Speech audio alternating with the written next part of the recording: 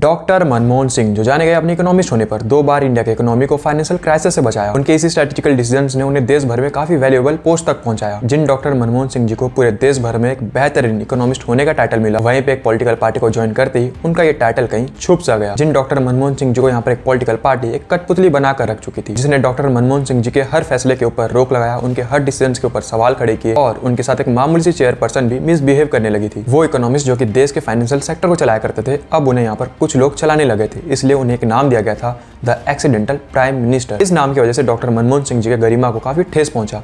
Financial minister से prime minister की कुर्सी तक उनका ये सफर इतना भी आसान नहीं था। जो गुडविल उन्हें फाइनेंस मिनिस्टर के पोस्ट पे मिला, पीएम मिनिस्टर बनते ही वो सम्मान कहीं खो सा गया। एक सॉफ्ट स्पोकन पर्सन होने की वजह से एक मामूली सा विधायक से लेकर एक चेयरपर्सन भी इस बात का फायदा उठाया करता था जब उनके नाम से यहाँ पर स्कैम होते थे, और कई बार तो इन स्कैम में उनके नाम भी आते थे, जिन्होंने पीएम की कुर्सी की चिंता किए बिना देश के हित में फैसले लिए। जब कांग्रेस पार्टी के अलायंस पार्टियों ने भी यहाँ पर अपने सपोर्ट को वापस लेने का धमकी तक दे दिया था।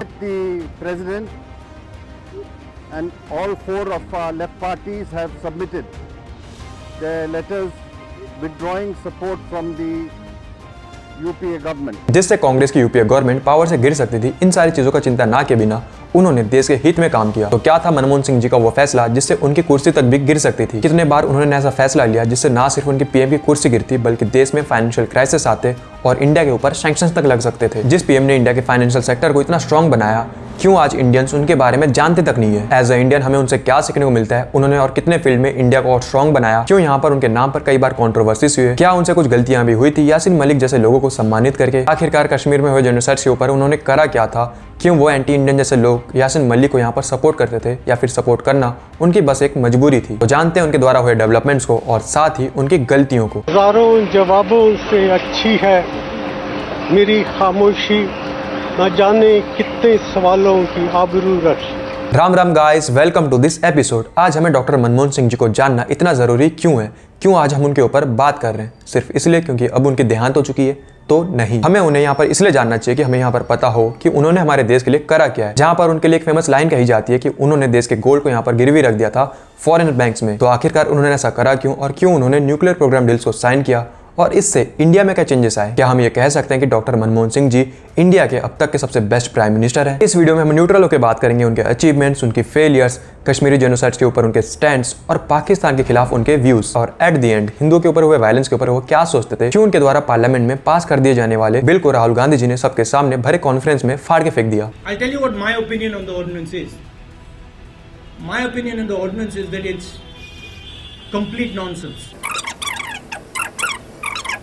वही राहुल गांधी जो कि जीते जी मनमोहन सिंह जी का कभी रेस्पेक्ट नहीं किया, आज उनके जाने के बाद उनको अपना मेंटोर बता रहे हैं। वो बात अलग है कि उनकी चिता अभी ठंडी भी नहीं हुई थी और राहुल गांधी जी फॉरेन निकल गए वैकेशन मनाने के लिए। तो बीजेपी और कांग्रेस के पॉलिटिक्स से ऊपर उठ के हम बात करते हैं उनके लाइफस्टाइल को और उनके अचीवमेंट्स को। डॉक्टर मनमोहन सिंह जी, जिनका बर्थ हुआ बिफोर पार्टीशन इंडिया के गहा नाम के एक विलेज में 26 सितंबर 1932 में। 17 अप्रैल 1937 में उन्हें प्राइमरी स्कूल में एडमिशन कराया गया, जहां पर 10 साल की एज तक उनकी प्राइमरी लैंग्वेज बनी उर्दू। इसलिए जितने बार भी वो स्पीच देते थे, भले वो हिंदी में बोलते थे, बट उनकी स्क्रिप्ट राइटिंग होती थी यहाँ पर उर्दू में, और कई बार यहाँ पर पंजाबी लैंग्वेज में। कुछ समय के बाद उनकी फैमिली यहाँ पर मूव कर जाती है पेशावर में, जहाँ पर उनका एडमिशन होता है खालसा स्कूल में। पार्टीशन के दौरान उनकी फैमिली माइग्रेट कर जाती है हल्द्वानी में, और इसके ठीक 1 साल बाद 1948 में उनकी फैमिली यहाँ पर आ जाती है अमृतसर में, जहाँ पर उनका एडमिशन होता है अमृतसर के हिंदू कॉलेज में, जहां से वो अपने बैचलर डिग्री को कंप्लीट करते हैं, और 1952 से 1954 तक अपनी मास्टर की डिग्री कंप्लीट करते हैं पंजाब यूनिवर्सिटी से। अब यहाँ पर अपने आगे की पढ़ाई के लिए वो मूव कर जाते हैं अब्रॉड में, यूनिवर्सिटी ऑफ कैम्ब्रिज में। कैम्ब्रिज से अपनी पढ़ाई को कंप्लीट करने के बाद वो इंडिया वापस आते हैं और पंजाब यूनिवर्सिटी में एज अ टीचर सर्व करते हैं। 1960 डॉक्टरी ऑफ फिलोसफी करने के लिए वो यूनिवर्सिटी ऑफ ऑक्सफोर्ड जाते हैं, और दोबारा इंडिया आकर 1963 से 1965 तक पंजाब यूनिवर्सिटी में इकोनॉमी के प्रोफेसर बनते हैं। इसके बाद वो ज्वाइन किए United Nations conference of trade and developments को 1966 से 1969 तक, और फिर उन्हें नारायण मिश्रा जी के द्वारा मिनिस्ट्री ऑफ फॉरेन ट्रेड का एडवाइजर चुना गया। 1969 से 1971 तक प्रोफेसर बने रहे दिल्ली स्कूल ऑफ इकोनॉमिक्स के, जब 1972 में मनमोहन सिंह जी को यहाँ पर चीफ इकोनॉमिक्स एडवाइजर के तौर पर चुना गया मिनिस्ट्री ऑफ फाइनेंस का। और यहाँ से आप इस टाइमलाइन को याद रखिए, आगे ये वीडियो में बहुत काम आने वाला है। 1967 जब उन्हें सेक्रेटरी बनाया गया फाइनेंस मिनिस्ट्री का, और 1982 से उन्हें गवर्नर बनाया गया आरबीआई का 1985 तक। सेम ईयर 1985 में उन्हें प्लानिंग कमीशन का डेप्टी चेयरमैन बनाया गया। जब वो प्लानिंग कमीशन में थे तब उन्हें सेक्रेटरी ऑफ जनरल बनाया गया था साउथ कमीशन का। साउथ कमीशन एक international independent economics policy maker है, जिसका हेडक्वार्टर यहाँ पर स्विट्जरलैंड के जिनेवा में। और इस टाइम पीरियड के दौरान मनमोहन सिंह जी यहाँ पर एक इंटरनेशनली सीक्रेट मीटिंग को भी अटेंड करते हैं, जिसके बारे में हम वीडियो में आगे बात करेंगे। 1990 जब वो इंडिया वापस आते हैं और नवंबर के 1990 में उन्हें चंद्रशेखर जी यहाँ पर इकोनॉमिक्स अफेयर के एडवाइजर चुनते हैं। 1991 जब वो चेयरमैन बने ग्रैंड कमीशन ऑफ यूनिवर्सिटी के। सेम ईयर 1991 में उनके लाइफ में एक यू टर्न आया जिसकी वजह से उनकी पूरी लाइफ चेंज होने वाली थी, और इसलिए तो हम आज उन्हें याद भी रखते हैं जब पीएम पीवी नरसिम्हा राव ने उन्हें फाइनेंस मिनिस्टर के तौर पर चुना और यहीं से वो पॉलिटिक्स में एंट्री लिए। जब यहाँ पर इंडिया को पेमेंट के तौर पर अपने जीडीपी के 8.5% पे करने थे, बट इंडिया यहाँ पर सिर्फ अफोर्ड कर सकता था 3.5%, और इंडिया के फॉरेन रिजर्व भी यहाँ पर खत्म होने को आ चुके थे, जब सिर्फ यहाँ पर $1 बिलियन ही बचे थे इंडिया के पास, जिससे सिर्फ 2 हफ्तों की एक्सपोर्ट हो सकती थी। इसे अगर हम कंपेयर करें 2009 से, तो 2009 में जहाँ पर $600 बिलियन थे, तो वहीं पे 1991 में सिर्फ $1 बिलियन था। इन 2 हफ्तों के बाद इंडिया यहाँ पर दिवालिया घोषित हो जाता। तब यहाँ पर पी चिदम्बरम और मनमोहन सिंह जी ने पार्टी के सामने एक समझौते को रखा डी रेगुलेशंस का। अगर ये डी रेगुलेशंस ना होता तो इंडिया की इकोनॉमी यहाँ पर कोलैप्स कर जाती। तब यहाँ पर पीएम नरसिम्हा राव जी ने डी रेगुलेशंस करने के लिए अलाउ कर दिया, जिसके बाद मनमोहन सिंह जी ने एक सुझाव दिया इंडिया के 67 टन गोल्ड यहाँ पर गिरवी रखने के लिए बैंक ऑफ इंग्लैंड में और दूसरी bank United bank of Switzerland में, जिसके बाद ही इंडिया को यहाँ पर इतने फंड मिल पाए कि वो 1991 के रिफॉर्म्स को कर पाया और उस क्राइसिस से बाहर आ पाया। पी चिदम्बरम और मनमोहन सिंह जी के इस बोल्ड स्टेप की वजह से ही आज हम उन्हें याद रखते हैं। इस रिफॉर्म की वजह से इंडिया यहाँ पर एक सोशलिस्ट इकोनॉमिक से बाहर निकलकर एक कैपिटलिस्ट इकोनॉमी बना। सोशलिस्ट इकोनॉमिक्स के दौरान इंडियन गवर्नमेंट यहाँ पर इंडिया के सारे कंपनीज को कंट्रोल किया करती थी और फॉरेन की कोई इंडस्ट्रीज तो इंडिया में आ भी नहीं सकती थी। इवन इंडिया के इंडस्ट्रीज के ऊपर इतने सारे रूल्स थे, जैसे कि परमिट राज, जिसे लाइसेंस राज भी कहा जाता है। इस रूल की वजह से इंडियन गवर्नमेंट यहाँ पर इंडिया के इंडस्ट्रीज के ऊपर इतने सारे टैक्सेस लगाती थी, इतने सारे रूल्स लगाती थी कि जैसे किसी भी इंडस्ट्री को अगर थोड़ा सा भी अपने प्रोडक्शन बढ़ाना है तो भी उसे बहुत सारे डॉक्यूमेंट्स करने पड़ते थे। इंडस्ट्रीज के ऊपर इतने हैवी टैक्सेस होते थे कि जरा सोचो कि वो टैक्सेस कहाँ से आते होंगे, ऑब्वियसली कस्टमर के जेब से। 1991 के रिफॉर्म के बाद इंडियन इंडस्ट्रीज को यहाँ पर एक बूस्ट मिला। इवन इंडिया के मार्केट में अब फॉरेन कंपनीज, फॉरेन इंडस्ट्रीज भी एंट्री लेने लगी थी, इसलिए यहाँ पर एक गुड कॉम्पिटिशन क्रिएट हुआ और प्रोडक्ट्स की क्वालिटी इंप्रूव हुई। तो आज जो हम एक अच्छी लाइफस्टाइल को मेंटेन कर पा रहे हैं वो इस रिफॉर्म के वजह से हो पाया। आज जो हम ईएमआई में कोई प्रोडक्ट परचेस करते हैं वो भी इस रिफॉर्म की वजह से ही है। इस रिफॉर्म की वजह से लोन में लगने वाले इंटरेस्ट भी यहाँ पर कम हुए थे। इस रिफॉर्म की वजह से यहाँ पर मनमोहन सिंह जी को कंपेयर किया जाने लगा डिंग जियांगपिंग से। डिंग जियांगपिंग वो पर्सन था जो कि चाइना के सोशलिस्ट इकोनॉमिक्स को चेंज किया था और उसमें एक रिफॉर्म लाया था। अब यहाँ से वक्त आता है 2004 का, जब यहाँ पर मनमोहन सिंह जी को चुना गया एज अ प्राइम मिनिस्टर। अपने पीएम बनने के टाइमलाइन के बीच इन्होंने कई सारे स्कीम्स चलाए, जैसे कि मनरेगा स्कीम जो कि 100 दिन तक की वर्क गारंटी देती थी उन लोगों को जिनके पास जॉब्स नहीं थे और वो अपने बेसिक नीड्स को भी कंप्लीट नहीं कर पाते थे। नेशनल रूरल हेल्थ मिशन चलाए गए, राइट टू इन्फॉर्मेशन के प्रोग्राम चलाए गए थे। ये सारे स्कीम्स उस समय बहुत ही कारगर साबित हुए। 2008 में जब मनमोहन सिंह जी ने यहाँ पर इंडो यूएस न्यूक्लियर डील्स को साइन किया। मनमोहन सिंह जी के लाइफ में ये डील 1991 के रिफॉर्म के बाद एक बहुत बड़ा अचीवमेंट था। A mutually satisfactory understanding. We have made history today.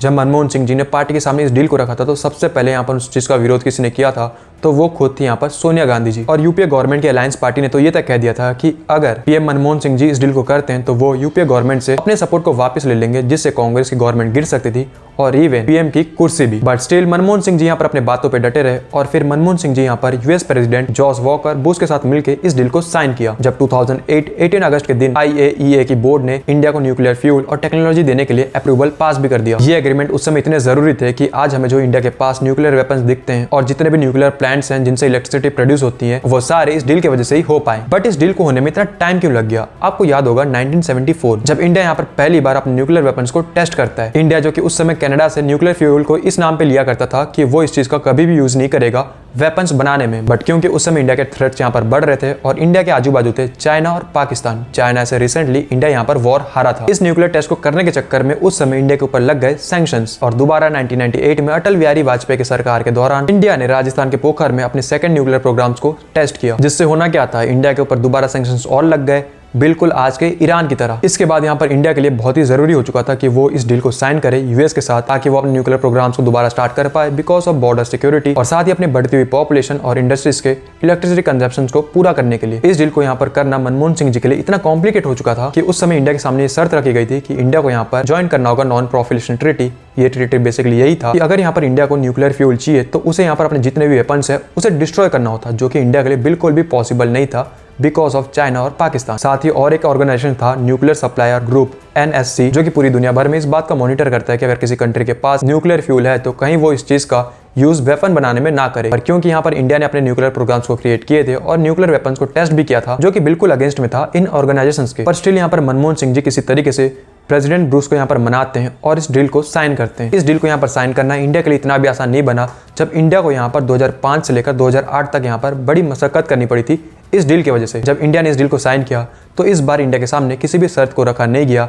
और इवन यहाँ पर इंडिया को पीपीटी भी ज्वाइन करना नहीं पड़ा। ये उस समय इंडिया के लिए एक बहुत बड़ा अचीवमेंट था और मनमोहन सिंह जी ने इसे अपने बलबूते पे इंडिविजुअली किया था। पर जैसा कि हम जानते हैं कि हर सिक्के के दो पहलू होते हैं, तो ठीक इसी तरीके से एक दूसरी पहलू है 1991 का रिफॉर्म हुआ क्यों था? Because of financial crisis. और फाइनेंशियल क्राइसिस आए क्यों थे? Because of financial expert doctor Manmohan Singh ji economic affairs के एडवाइजर थे, प्लानिंग कमीशन के चेयरमैन थे, आरबीआई के गवर्नर थे। इसी पीरियड के दौरान ही उन्होंने ऐसे पॉलिसीज बनाए थे जिस वजह से फाइनेंशियल क्राइसिस अराइज हुए थे 1991 में। और इवन तो 1991 के क्राइसिस में उन्होंने 100 करोड़ रुपए यहाँ पर राजीव गांधी ट्रस्ट को दिया था और ये ट्रस्ट एक प्राइवेट ऑर्गेनाइज्ड ट्रस्ट है। तो जरा सोचिए कि 100 करोड़ कहाँ गए होंगे। और जिन मनमोहन सिंह जी को हम 1991 के रिफॉर्म को क्रेडिट देते हैं वो एक्चुअली में मनमोहन सिंह जी ने किया ही नहीं था। दरअसल आईएमएफ और वर्ल्ड बैंक ने अपने फायदे के लिए इस रिफॉर्म को इंडिया के ऊपर इंपोज किया था। और जिस ग्लोबलाइजेशन का यहाँ पर एग्जांपल्स दिए जाते हैं, जरा सोचिए कि क्या सच में ग्लोबलाइजेशन हुए थे? उस टाइम पर इंडिया में फॉरेन कंपनीज एंट्री की थी, बट क्या वो अपने प्रोडक्ट को इंडिया में मैन्युफैक्चर करते थे? बिल्कुल नहीं। मोस्टली यहाँ पर जितने भी फॉरेन कंपनीज थे वो सिर्फ यहाँ पर इंडिया में अपने प्रोडक्ट को इंपोर्ट कराते थे और अच्छा खासा प्रॉफिट लेकर निकल जाते थे। और इसी चीज को अगर हम कंपेयर करें आज के हिसाब से, तो फॉरेन कंपनीज यहाँ पर इंडिया में अपने प्लांट्स को सेटअप करती हैं, यहाँ पे मैन्युफैक्चरिंग करती है और यहीं से मैन्युफैक्चर हुए प्रोडक्ट्स को यहाँ पर भेजती हैं फॉरेन में, जिससे यहाँ पर जॉब अपॉर्चुनिटीज क्रिएट होते हैं। बट उस समय फॉरेन कंपनीज अपने प्लांट को अपनी कंट्रीज में लगाती थी और ऑब्वियस सी बात है यहाँ पर जॉब अपॉर्चुनिटीज कहाँ पे होंगे? उनके कंट्रीज में। वो सिर्फ यहाँ पर प्रोडक्ट इंपोर्ट करते थे, यहाँ से अच्छा खासा प्रॉफिट कमाते थे और निकल जाते थे। रिफॉर्म बेसिकली एक स्कैम था जिसे जानबूझकर क्रिएट किया गया था ताकि उसका सॉल्यूशन दिया जा सके। और फिर उस समय की गवर्नमेंट के द्वारा हमें रिफॉर्म की क्रांति सुनाई गई। अगर इस चीज को आप अगर एक रिफॉर्म मानते हो तो इसे हम एक एग्जाम्पल से समझते हैं। जैसे कि आज के टाइम पर पाकिस्तान दिवालिया हो चुका है, ठीक उसी तरीके से 1991 में इंडिया भी दिवालिया हो चुका था। तो इंडिया बस बेसिकली आईएमएफ के पास गया, वहां से पैसे उठाए और अपने कंट्री में वापस आकर ग्लोबलाइजेशन के नाम पर फॉरेन के कंपनीज को एक फ्री प्लेटफॉर्म प्रोवाइड कर दिया। जैसे कि आज के टाइम पर पाकिस्तान दिवालिया हो पड़ा है, अपने फॉरेन रिजर्व्स को खत्म कर चुका है और बार बार पहुंच जाता है आईएमएफ और वर्ल्ड बैंक के पास पैसे मांगने के लिए। तो ठीक उसी तरीके से तो अगर यहाँ पर पाकिस्तान को आईएमएफ और वर्ल्ड बैंक लोन पास कर देते हैं और वो अपने कंट्री में एक बूस्ट ला देता है फाइनेंशियल सेक्टर में, तो क्या आप उसे एक रिफॉर्म मानोगे? ऑब्वियस सी बात है, बिल्कुल नहीं। तो ठीक इसी तरीके से इंडिया भी उस समय पहुंचा आईएमएफ के पास और लोन अप्रूवल करवाने के नाम पर उनके शर्तों को माना, ग्लोबलाइजेशन के नाम पर एक फ्री प्लेटफॉर्म प्रोवाइड किया वहां के कंट्रीज को, वहां के इंडस्ट्रीज को। अगर यहाँ पर आपको फिर भी डाउट है तो आप खुद यहाँ पर रघुराम राजन जी की इंटरव्यू को सुन लीजिए। The IMF was with India during the great liberalizations of the early 90s. I think much of what you see in terms of growth nowadays has its roots in that liberalization. इस period के दौरान एक बहुत बड़ा scam भी हुआ था, आप में से बहुत सारे लोगों को याद भी आ चुका होगा, 1992 हर्षद मेहता स्कैम। इस स्कैम की वजह से डॉक्टर मनमोहन सिंह जी के रिजाइन करने के नौबत आ चुके थे, पर उस समय के पीएम पीवी नरसिम्हा राव जी ने मनमोहन सिंह जी के इस रिजाइन को रुकवा दिया था। मैंने आपको वीडियो के शुरुआत में बताया था कि मनमोहन सिंह जी एक सीक्रेट मीटिंग को अटेंड किए थे। अब उसके ऊपर बात करते हैं। 1990 में मनमोहन सिंह जी यहाँ पर इंग्लैंड में एक सीक्रेट मीटिंग को अटेंड करते हैं। इस मीटिंग में बहुत से कंट्रीज के फाइनेंशियल मिनिस्टर के साथ साथ मौजूद थी Prince any, William Henry Doppler third, world bank के प्रेसिडेंट जिमी ग्रांट और यूनिसेफ के प्रेसिडेंट और साथ ही और भी बहुत सारे पावरफुल लोग। ये सारे लोग यहाँ पर मेंबर थे टाइड वाटर एसोसिएशन ग्रुप्स के। इस मीटिंग का मेन मोटो था कि ये सारे लोग अपने कंट्री में वापस जाकर अपने कंट्री को ग्लोबलाइज करें और ज्यादा से ज्यादा अपने मार्केट को ओपन अप करें ट्रेड्स के लिए, जहां पर इन इन्वेस्टमेंट कंट्रीज को उन कंट्रीज में एक फ्री प्लेटफॉर्म मिलता। इस मीटिंग के दौरान विलियम हेनरी डॉपर थर्ड ने मनमोहन सिंह जी को यहाँ पर एडवाइस किया कि वो अपने कंट्री में जाकर ग्लोबलाइजेशन करे और ज्यादा से ज्यादा अपने कंट्री के मार्केट को ओपन अप करे इन लोगों के लिए। 1990 में जब मनमोहन सिंह जी यहाँ पर इकोनॉमी अफेयर्स के एडवाइजर बने, तब उन्होंने विलियम हेनरी के एडवाइस को मानते हुए वो साथ ही मोंटेक सिंह अहलूवालिया और सुब्रमण्यम स्वामी ने पार्लियामेंट में बिल पास किए लिबराइजेशन के लिए। और इस चीज को करने के लिए उस समय की कांग्रेस गवर्नमेंट ने अपने सपोर्ट को विड्रॉल कर दिया। फाइनली एक साल के बाद 1991 में यहाँ पर गवर्नमेंट बनी कांग्रेस गवर्नमेंट की। न्यू गवर्नमेंट के बनते ही मनमोहन सिंह जी को यहाँ पर फाइनेंस मिनिस्टर बनाया गया था। पता है क्यों? उस समय के बंगाल के फाइनेंस मिनिस्टर अशोक मित्रा यहाँ पर क्लेम करते हैं कि जब यहाँ पर पीवी नरसिम्हा राव आईएमएफ के पास पहुंचे थे लोन पास कराने के लिए, तो आईएमएफ ने ये शर्त रखा कि अगर यहाँ पर उन्हें लोन पास कराना है तो डॉक्टर मनमोहन सिंह को फाइनेंस मिनिस्टर बनाना होगा। एक पॉइंट यहाँ पर यह भी है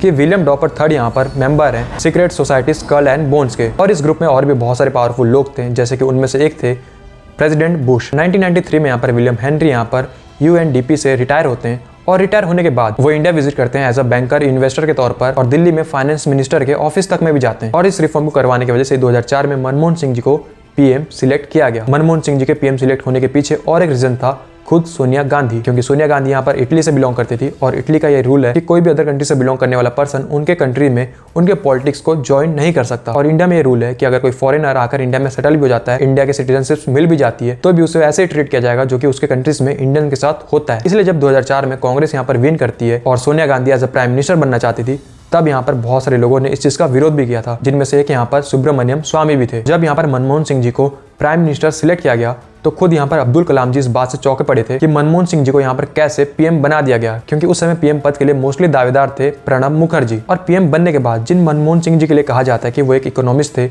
उनके पीरियड में इन्फ्लेशन का क्या रेट था उसे एक बार चेक करते हैं। 2004 से लेकर 2014 के बीच एवरेज इन्फ्लेशन रेट था 8.2। 2008 में तो इन्फ्लेशन रेट पहुंच चुका था 12.4 तक। 2011 से 2014 के बीच ये इन्फ्लेशन रेट थे 9.8। इसी इन्फ्लेशन रेट को अगर हम आज के टाइम से कंपेयर करें तो आज के टाइम पर 2024 में इन्फ्लेशन रेट है 3.7। यानी जरा सोचिए कि उस टाइम इन्फ्लेशन कितने हाई लेवल पे थे, जबकि उस समय ग्लोबली इन्फ्लेशन का रेट था 5 से 4%, बट इंडिया में 8 से 12%। अब बात करते हैं उनके प्रोग्राम्स के ऊपर। गवर्नमेंट ने यहाँ पर जितने भी प्रोग्राम चलाए, खास करके मनरेगा, उस मनरेगा के लिए अलॉट होने वाले पैसों को यहाँ पर खुद यहाँ पर चट कर जाते थे कांग्रेस के लीडर्स। जहाँ पर यूपी में 20,000 करोड़ अलॉट किए गए थे मनरेगा प्रोजेक्ट के लिए, बट वहां पर अलॉट हुए 20,000 करोड़ में से 10,000 करोड़ तो अपने पास ही रख लिए। 2004 से लेकर 2013 के बीच एक फेमस लाइन बन गया था 9 years 9 स्कैम। इस पीरियड के दौरान ऐसे कुछ स्कैम हुए जैसे कि Aadhaar card scam, voting scam, defence sector में आर्मी को मजबूत करने के लिए चॉपर्स खरीदे गए थे, उसमें भी स्कैम हो गया। कॉम्प्लिकेटेड एरिया में जहां पर आर्मी अच्छे से पहुंच नहीं पाती थी, उसके लिए यहाँ पर ट्रक खरीदे गए, टाटा ट्रक्स, उसमें भी स्कैम हो गया। 2G स्कैम, CWG स्कैम, इन 9 स्कैमों में अमाउंट थी 1,000 करोड़ से लेकर 1 लाख करोड़, 1,20,000 करोड़, 1,80,000 करोड़, 50 से लेकर 100 करोड़ के स्कैम को तो ये लोग गिनती में ही नहीं लेते थे, क्योंकि इतनी अमाउंट इनके खुद के एक छोटे से विधायक के पास ही मिल जाता था। अब बात करते हैं कि इन्होंने आखिरकार हिंदुओं के ऊपर हुए वायलेंस के ऊपर क्या एक्शन लिया। कश्मीरी जेनोसाइड्स, उसके ऊपर बात करना तो भूल जाओ, बल्कि पाकिस्तान के साथ यहाँ पर दोस्ती का हाथ बढ़ाया गया। वो बात अलग है कि जितने बार भी पाकिस्तान के साथ यहाँ पर दोस्ती के हाथ बढ़ाए गए, पाकिस्तान हर बार यहाँ पर पीठ पीछे वार किया। 26/11 एक बेस्ट एग्जांपल है पाकिस्तान के द्वारा किए गए टेररिस्ट हमले का। खुद यहाँ पर मनमोहन सिंह जी यहाँ पर पाकिस्तान को धमकी देते थे कि अगली बार अगर तुमने ऐसा कुछ किया तो हम तुम्हारे ऊपर अटैक कर देंगे, बट कभी वो करते नहीं थे। इवन यहाँ पर जब आर्मी तैयार हो चुकी थी पाकिस्तान के ऊपर हमला करने के लिए, तो खुद यहाँ पर मनमोहन सिंह जी ने मना कर दिया हमला करने के लिए। 2006 में तो यासीन मलिक के साथ हाथ मिलाते हुए इनका फोटो है, जहाँ पर ये उन्हें सम्मानित कर रहे हैं यासीन मलिक को। सोचिए कितना प्यारा सा इनोसेंट टेररिस्ट जो है। फिर मनमोहन सिंह जी ने कहा कि कोई बात नहीं, क्या अब मैं सेकुलरिज्म को फॉलो नहीं कर सकता?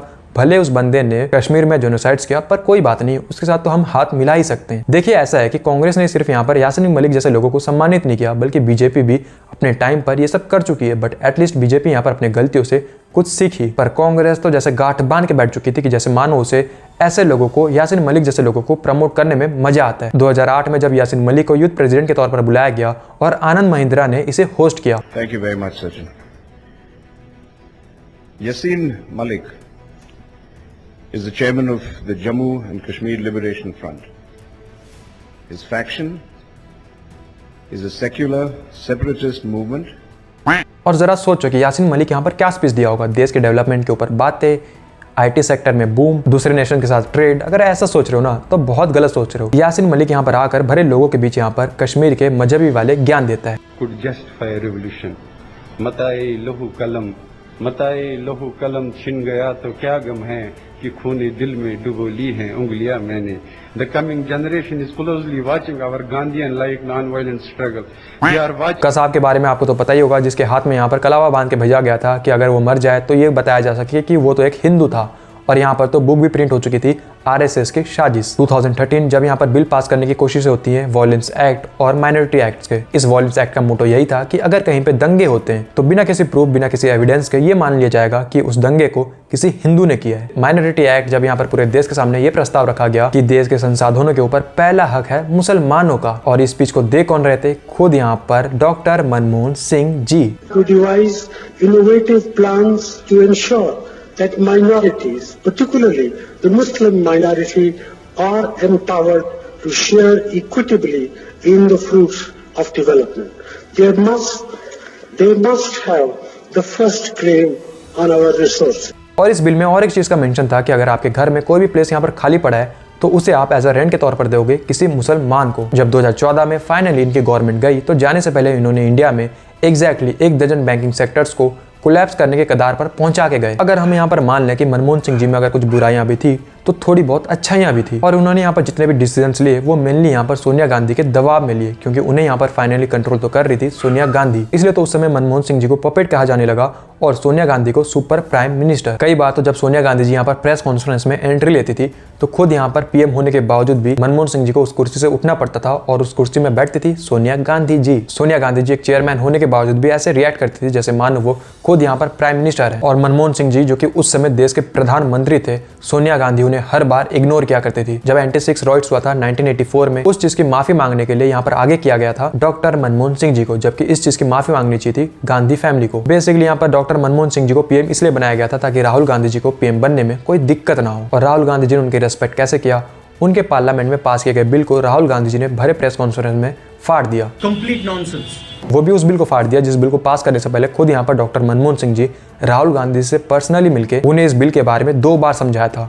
These are matters which were discussed before the highest body, the core group of the Congress party, the cabinet discussed these matters twice, not once. तो इसी हरकत के बाद इंडियन लोगों का एक माइंडसेट बन गया राहुल गांधी के लिए और तब से राहुल गांधी को पप्पू कहा जाने लगा। और आज जब डॉक्टर मनमोहन सिंह जी इस धरती को छोड़ चुके हैं तो राहुल गांधी जी उनके नाम पर पॉलिटिक्स कर रहे हैं। वो राहुल गांधी जो कि डॉक्टर मनमोहन सिंह जी को अपना मेंटर बताते हैं, अपना गुरु मानते हैं, वो राहुल गांधी जो कि पूरे देश में पैदल कैंपेन चलाते हैं, बट स्टिल मनमोहन सिंह जी के अस्थि विसर्जन पे वो दूर दूर तक नजर नहीं आए। नजर आना तो साइड में रखो, मनमोहन सिंह जी के आखिरी राइट्स में गाड़ी पे लटके हुए थे और जब उनके घर पर पहुंचे थे शोक जताने के लिए तो उनके फैमिली से हंसते हुए मिल रहे थे। वो राहुल गांधी, वो प्रियंका गांधी आज डॉक्टर मनमोहन सिंह जी के लिए स्मारक की मांग कर रही है। और इन्हें यहाँ पर डॉक्टर मनमोहन सिंह जी के समाधि के लिए कितनी चिंता है इसे जरा आप इस बात से समझो। जब former president PV Narasimha Rao ji के यहाँ पर डेथ हुआ था तो कांग्रेस पार्टी ने उनके आखिरी राइट्स को दिल्ली में करने ही नहीं दिया। उनके आखिरी राइट्स को यहाँ पर करा गया था हैदराबाद में, क्योंकि पीवी नरसिम्हा राव ने अपने गवर्नमेंट के रूलिंग पीरियड में बिना किसी कंट्रोवर्सी के अपने पूरे टाइम पीरियड को कंप्लीट किया था। और गांधी फैमिली यहाँ पर इस बात से इनसिक्योर थी कि अगर यहाँ पर उनके आखिरी राइट्स दिल्ली में होते हैं तो कहीं पीवी नरसिम्हा राव की वैल्यू यहाँ पर गांधी फैमिली से ज्यादा ना बढ़ जाए। पीवी नरसिम्हा राव को यहाँ पर वैल्यू किसने दिया? खुद यहाँ पर बीजेपी ने। जब बीजेपी यहाँ पर रूलिंग में आई तो बीजेपी ने उन्हें डेडिकेट करता हुआ एक स्मारक बनाया और उन्हें भारत रत्न दिया। तो बीजेपी यहाँ पर पीवी नरसिम्हा राव को सम्मानित करता हुआ उन्हें भारत रत्न दिया और उन्हें डेडिकेट करता हुआ उनके लिए एक स्मारक बनाया। गांधी फैमिली की ये इनसिक्योरिटी सिर्फ राहुल गांधी और सोनिया गांधी या प्रियंका गांधी में नहीं है, बल्कि ये पूरी इनके डीएनए में। जब 15 दिसंबर 1950 में सरदार वल्लभ भाई पटेल जी का यहाँ पर डेथ हो गया तो नेहरू जी ने यहाँ पर अपने पूरे मेंबर्स को लेटर लिख के मना किया कि कोई भी सरदार वल्लभ भाई पटेल के फ्यूनरल को अटेंड नहीं करेगा। सरदार वल्लभ भाई पटेल को यहाँ पर नेहरू अपना दोस्त कहते थे। जरा सोचो, दोस्ती के लिए इतना प्यार। ठीक ऐसे ही कुछ हुआ 28 फरवरी 1968 में राजेंद्र प्रसाद जी के फ्यूनरल में, जब पूरे कांग्रेस के मेंबर्स को मना कर दिया गया कि कोई भी राजेंद्र प्रसाद के फ्यूनरल को अटेंड नहीं करेगा। तो बस ये था मेरा डॉक्टर मनमोहन सिंह जी के ऊपर एक डेडिकेटेड वीडियो। इस वीडियो में मैंने आपको एक्सप्लेन किया रिफॉर्म्स के बारे में और एक्चुअली में वो रिफॉर्म्स हुए क्यों थे उसके बारे में। सो आई होप कि आज इस वीडियो के जरिए मैंने आपको कुछ इन्फॉर्मेशन दिया। अगर आज का वीडियो आपको अच्छा लगा तो प्लीज़ इस वीडियो को आप अपने मित्र मंडली में ज़रूर शेयर करो। आप इस टॉपिक के बारे में क्या सोचते हो, कमेंट बॉक्स आप ही के लिए खुला है। कमेंट बॉक्स में अपनी राय ज़रूर बताओ और वीडियो को लाइक करके चैनल को सब्सक्राइब करके इस ग्रुप का मेंबर बने। राम राम।